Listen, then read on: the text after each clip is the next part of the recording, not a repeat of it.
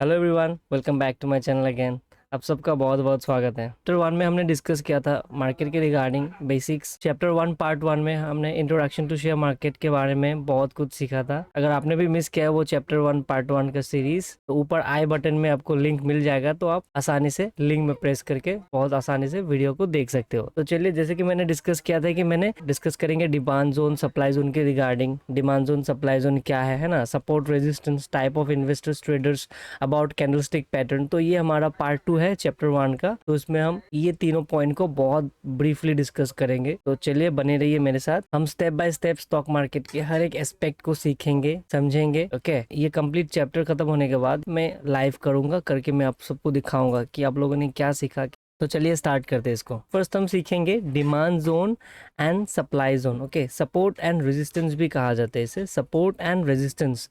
तो in demand zone and supply zone क्या है, ठीक है, पहला हम इसे समझते हैं। लेट्स सपोज सप्लाई जोन, जैसे कि आप इमेज को देख पा रहे हो, है ना। इस इमेज पे बहुत ब्रीफली आपको डिस्क्राइब किया हुआ है डिमांड जोन सप्लाई जोन को। तो अगर मैं आपको ये एक्सप्लेन कर दूं तो आपको ये समझ में आएगा। सप्लाई जोन में क्या है ना, सप्लाई जोन में प्राइस होता है फॉल, सप्लाई जोन में होता है प्राइस ड्रॉप, जहाँ पे प्राइस गिरता है, प्राइस डिक्रीज होते रहता है। और डिमांड जोन में क्या होता है, डिमांड जोन में प्राइस बढ़ते रहता है। आप इस लाइन को पढ़ के समझ सकते हो। Everything in the world runs on the law of supply and demand and this is applicable in our day to day life also. चलिए इसको हम समझते हैं एक एग्जाम्पल की मदद से। Demand zone and supply zone क्या होता है। लेट्स सपोज कीजिए ये एक हाउस है। This house cost, just an example, हाँ, this house cost near about 20 lakh rupees. तो चलिए इसे हम एक एग्जाम्पल की मदद से समझते हैं। ये घर का जो ऑनर है, लेट्स सपोज कि इस घर का जो कॉस्ट है वो है ₹20 लाख। ओके, तो इसको खरीदने के लिए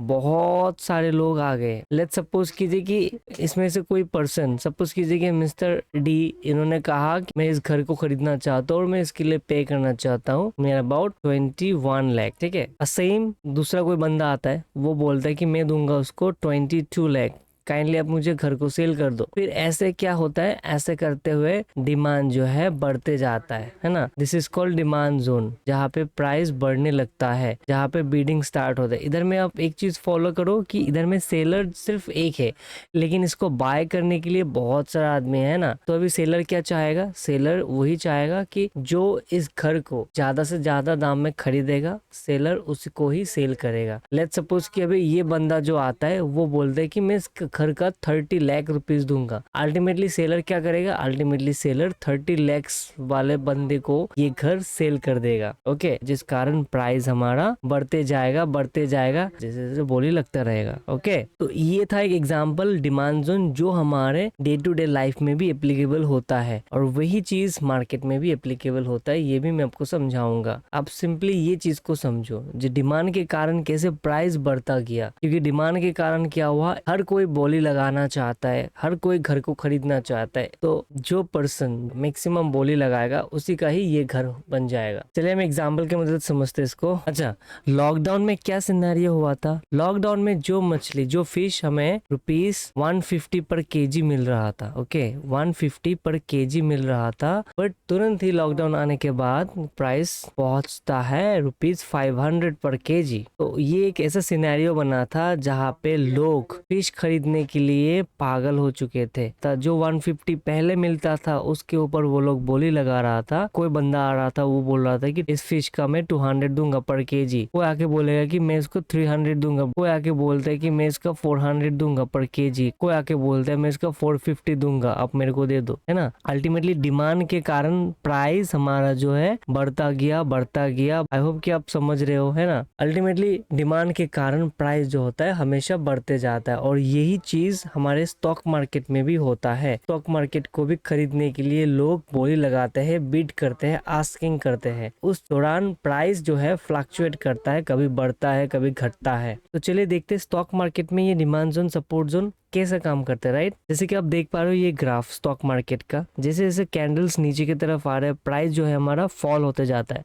जैसे जैसे कैंडल ऊपर की तरफ जाता है प्राइस हमारा बढ़ते रहता है ना। डिमांड जोन को स्टॉक मार्केट में सपोर्ट भी कहा जाता है। Demand zone it's called support. अभी चलिए देखते हैं सपोर्ट क्या होता है। अब चलिए मान ले कि प्राइस हमारा जो है गिर रहा है, कंप्लीटली गिर रहा है, लेकिन अचानक से उसको एक सपोर्ट मिलता है, इधर से उसको गिरना मतलब ये सपोर्ट लाइन के करीब आते ही प्राइस अभी गिरना बंद हो गया, अभी ये उठना चालू हो गया है ना, उसको एक सपोर्ट मिल गया विच इज कॉल्ड सपोर्ट। तो ये जोन में आके क्या हुआ, बहुत लोगों ने उस पर्टिकुलर प्राइस के ऊपर बीडिंग स्टार्ट किया, बहुत लोग उस चीज को खरीदना चाहते हैं, उस कारण प्राइस जो है अभी बढ़ना स्टार्ट हो गया। अभी सपोर्ट क्या है, अब जैसे आप देख पा रहे हो ना, ये प्राइस कंटिन्यूअसली गिर रहा था, लेकिन अचानक से इसको इसमें गिरना बंद हो गया, अभी जो है प्राइस रिवर्सल ले रहा है ना, मतलब अभी इसको सपोर्ट मिल गया है ना, विच इज कॉल्ड सपोर्ट। जैसे आप मार्केट में देखते हो ना कि प्राइस हमारा कंटिन्यूअसली फॉल हो रहा था, अचानक से इसको एक सपोर्ट मिल गया जहां से ये अभी गिरना उसका बंद हो गया। अभी इधर से क्या हुआ, मार्केट कंसोलिडेट कर रहा है, मार्केट कंटिन्यूअसली एक ही जोन के अंदर फंसा है, अभी इधर से रिवर्सल लेना स्टार्ट कर दिया मार्केट है ना, विच इज कॉल्ड सपोर्ट, जहां से डिमांड स्टार्ट हो गया प्राइस को खरीदने के लिए, ये पर्टिकुलर स्टॉक्स को खरीदने के लिए लोगों में डिमांड बढ़ गया और प्राइस हमारा ऊपर की तरफ बढ़ना स्टार्ट हो गया। आई होप कि आपको समझ में आ रहा होगा है ना। तो इसे ही हम स्टॉक मार्केट में सपोर्ट कहते हैं। अभी चलिए एक एग्जांपल लेते हैं सप्लाई जोन का। जैसे आप लोग देख पा रहे हैं ये एक फार्म है ना, पोल्ट्री फार्म है। लेट्स सपोज कीजिए कि बर्ड फ्लू, तो बर्ड फ्लू के दौरान क्या होता, बर्ड फ्लू के दौरान लोग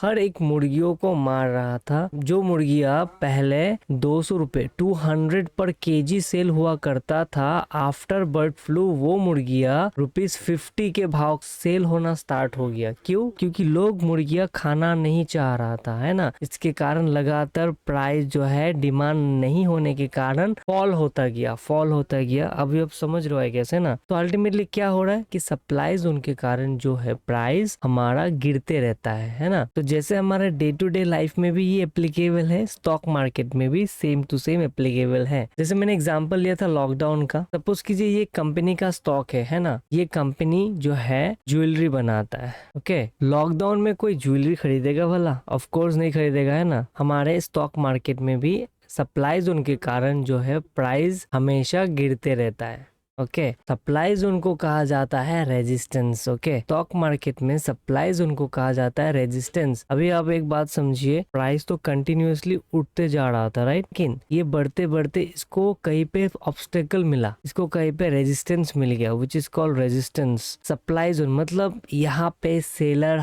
आ चुका है, सप्लायर्स आ चुका है जो प्राइस को गिराना चाहता है ना, समझ रहे हो। अभी इधर से डिमांड जो है प्राइस का कमना स्टार्ट हो गया, अल्टीमेटली प्राइस क्या होगा, अल्टीमेटली प्राइस को रेजिस्टेंस मिलेगा और वो गिरते जाएगा नीचे। अल्टीमेटली बीडिंग कम होने के कारण प्राइस गिर जाता है, बीडिंग बढ़ने के कारण प्राइस उठ जाता है। ये जो लाइन हम सब ने देखा था है ना, everything in the world runs on the law of supply and demand and this is applicable in our day to day life also. Okay, I hope कि आप ये लाइन का जो इम्पोर्टेंस है आप समझ चुके होंगे। आई होप कि आप सबको डिमांड जोन किसे कहा जाता है, सप्लाई जोन किसे कहा जाता है, सपोर्ट क्या होता है, रेजिस्टेंस क्या होता है, अभी आपको थोड़ा बहुत मालूम हुआ होगा है ना। हम इस चीजों को ब्रीफली डिस्कस करेंगे हमारे आने वाले वीडियोस में। तो चलिए डिस्कस करते हैं इन्वेस्टर्स और ट्रेडर। कितने तरह के मार्केट में इन्वेस्टर्स होते हैं या फिर ट्रेडर्स होते हैं। ट्रेडर वो है कि जो चीजों को खरीदता है और बेचता है। तो कितने तरह के ट्रेडर्स है और कितने तरह के इन्वेस्टर्स हैं, तो चलिए हम डिस्कस करते हैं इस रिगार्डिंग। फर्स्ट जो है हमारा फॉरेन इंस्टीट्यूशनल इन्वेस्टर्स। ये फॉरेन इंस्टीट्यूशनल इन्वेस्टर्स क्या है, सपोज कीजिए ये कंपनी, ओके, ये कंपनी बाहर का ओरिजिन है जो हमारे इंडियन स्टॉक मार्केट में इन्वेस्ट करता है या फिर ट्रेडिंग करता है, उसे ही हम फॉरेन इंस्टीट्यूशनल इन्वेस्टर्स कहते हैं। देखिए इसमें लिखा है FIIs, foreign institutional investors are large institutional investors from outside the country who invest in the financial markets of another country. तो ये है फॉरेन इंस्टीट्यूशनल इन्वेस्टर्स। नेक्स्ट है कि domestic institutional investors. I hope कि आप सबको ये भी क्लियर हुआ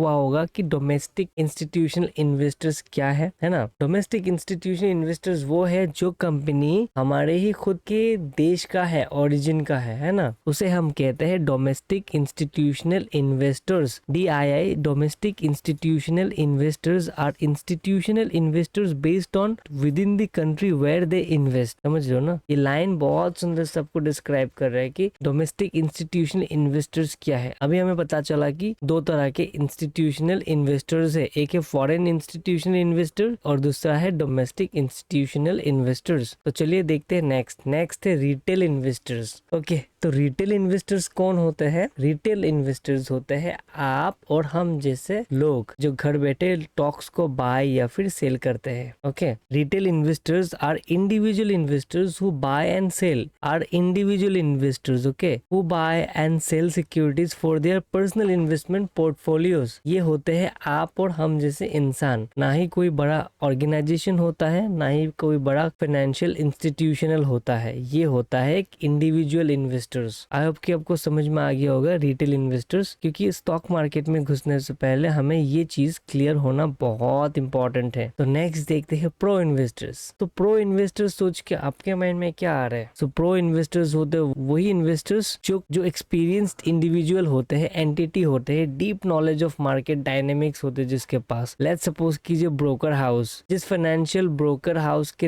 हेल्प से आप मार्केट में ट्रेड करते हो, बाय सेल करते हो, वो लोग भी प्रो इन्वेस्टर्स की लिस्ट में शामिल होते हैं। आई होप कि अभी आपको मालूम हुआ, राइट? एक है फॉरेन इंस्टीट्यूशनल इन्वेस्टर्स, दूसरा है डोमेस्टिक इंस्टीट्यूशनल इन्वेस्टर्स, तीसरा है रिटेल इन्वेस्टर्स और चौथा है प्रो इन्वेस्टर्स। अभी हम देखेंगे कि अबाउट कैंडलस्टिक पैटर्न है ना, मार्केट में जो ट्रेडिंग या फिर बाइंग सेलिंग या फिर इन्वेस्टमेंट होता है वो किस बेसिस में होता है, इसे देख के हम प्रॉपर ऑब्जर्वेशन करते हैं, एनालिसिस करते हैं, चीजों को समझते हैं, है ना। तो हम करते हैं कुछ पैटर्न के मदद से, उन्हीं में से एक है कैंडलस्टिक पैटर्न। ये है कैंडलस्टिक पैटर्न, जैसे आप देख पा रहे हो, है ना। यही पैटर्न देख के हम मार्केट में प्रॉपर एक सेंटिमेंट के साथ मार्केट में ट्रेड या फिर इन्वेस्टमेंट करते हैं। अभी जैसे देख पा रहे हो, ये है ग्रीन कलर का कैंडल और ये है एक रेड कलर का कैंडल। ये जो पोर्शन आपको दिख रहा है ना, कैंडल कुछ इसी तरह से दिखेंगे आपको, एग्जैक्टली आपको इस तरह का नहीं दिखेगा मार्केट में, है ना। ग्रीन कैंडल के नीचे वाला पोर्शन को हम बोलते हैं ओपन, ऊपर वाला पोर्शन को हम बोलते हैं क्लोज, ये वाला पोर्शन को हम बोलते हैं हाई, जो इस कैंडल का अप पोर्शन है इसको हम बोलते हैं हाई, और जो इस कैंडल का बॉटम पोर्शन से एकदम नीचे वाला पोर्शन जिसे हम बोलते हैं लो। ओके, और इस चीज को हम बोलते हैं बॉडी कैंडल का, इस कंप्लीट चीज को हम बोलते हैं कैंडल का बॉडी, और इस चीज को हम बोलते हैं कैंडल का शेडो। ये चीज आपको जानना बहुत इंपॉर्टेंट है कैंडल्स के रिगार्डिंग। आई होप कि आप समझ रहे हो। हमारे नेक्स्ट क्लास में कैंडलस्टिक पैटर्न के ऊपर स्टडी करेंगे, ठीक है। तो कैंडलस्टिक पैटर्न को हम बहुत डीपली सीखेंगे, उसके रिगार्डिंग कितने सारे पैटर्न्स है, क्या क्या चीज है कैंडल्स में, है ना। तो सबसे पहले समझते हैं कि ग्रीन कैंडल क्यों नीचे से ओपन होते हैं ऊपर में क्लोज होता है, और रेड कैंडल क्यों ऊपर ओपन होते हैं नीचे क्लोज होता है ना। सबसे पहले आप समझिए, green candle it's for buyers and red candle it's for sellers. Okay, let's suppose कीजिए कि प्राइस ओपन हुआ है ₹20 और प्राइस ओपन होते ही मार्केट जो है ऊपर की तरफ, कैंडल जो है ऊपर की तरफ चलना स्टार्ट किया। अभी प्राइस हो गया 30, प्राइस बढ़ते बढ़ते बढ़ते कहाँ तक पहुंच गया? प्राइस पहुंच गया 40, है ना। तो इधर में आते ही कैंडल जो है क्लोज हो गया। तो इसीलिए ग्रीन कैंडल्स हमेशा बायर्स का होता है, जस्ट बिकॉज कि आप अगर आप कुछ ₹2 से खरीद रहे हो तो आप डेफिनेटली चाहोगे कि आप उस चीज को ₹5 में या फिर ₹3 में सेल करो, कि आपको एटलीस्ट एडिशनल कुछ अमाउंट का फायदा हो, है ना।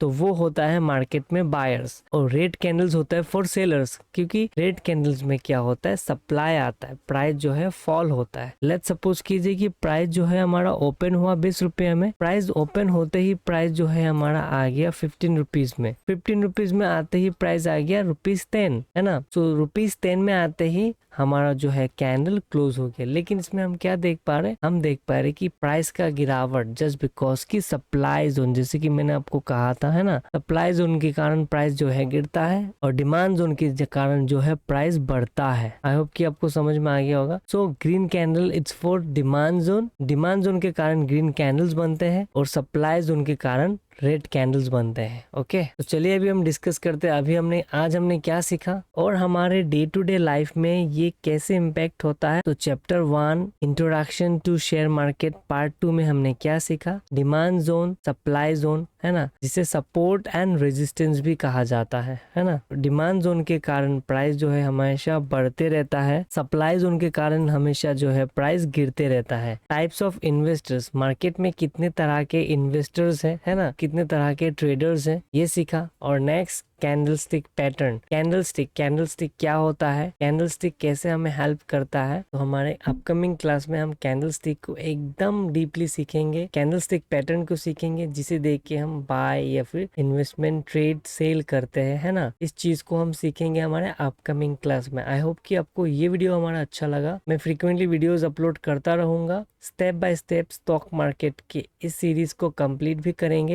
है ना। तो हमारे साथ जुड़े रहिए और हम स्टॉक मार्केट को स्टेप बाय स्टेप ऐसे ही सीखते जाएंगे। हर एक चीज, हर एक एस्पेक्ट को हम अच्छे से सीखेंगे, ऑब्जर्व करेंगे, ताकि आने वाले समय में हमें ट्रेडिंग या फिर इन्वेस्टमेंट करने में कोई दिक्कत ना हो। आई होप कि आप सबको अच्छा लगा, तो आप काइंडली ये वीडियो को शेयर कर दीजिएगा ताकि किसी को हेल्प हो जाए और हम स्टेप बाय स्टेप इस मिशन में chapter 1, chapter 2, chapter 3, chapter 4, chapter 5, chapter 6, chapter 7, chapter 8, chapter 9 complete chapter को हम सीखेंगे, समझेंगे और फिर हम लाइव ट्रेड करेंगे इस चैनल के जरिए। Till then take care, tata, bye bye. मिलते हैं अगले वीडियो में।